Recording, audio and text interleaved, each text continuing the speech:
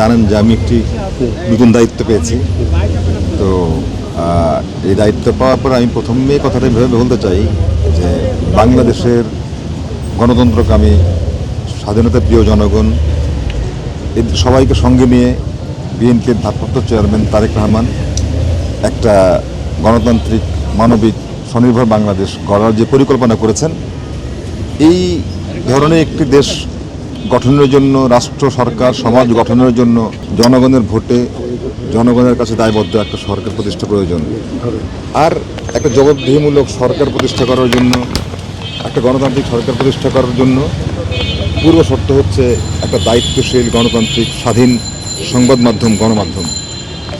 আমরা আশা করি যে আমরা যদি বাংলাদেশটাকে একটা কাঙ্ক্ষিত লক্ষ্যে এগিয়ে নিতে চাই, জনগণের আশা ভাষা সব বুঝে যদি আমরা দেশটাকে একটি নির্দিষ্ট গন্তব্যে নিতে চাই, স্বনির্ভর বাংলাদেশে পরিণত করতে চাই, সেই বাংলাদেশের জন্য দায়িত্বশীল স্বাধীন সংবাদ মাধ্যম দরকার। আর আমরা সেই জন্য কাজটা করব দল থেকে। আমি মনে করি আমার যে নতুন দায়িত্বটা আছে, সেই দায়িত্বটা দলের পক্ষ থেকে, দলের হয়ে, জনগণের পক্ষ থেকে সংবাদপত্রের সঙ্গে যেভাবে যোগাযোগটা রক্ষা করা দরকার, আমি সেই কাজটাই সুন্দরভাবে করতে চাই এবং এই জন্য আপনাদের সবার সহযোগিতা দরকার। ধন্যবাদ।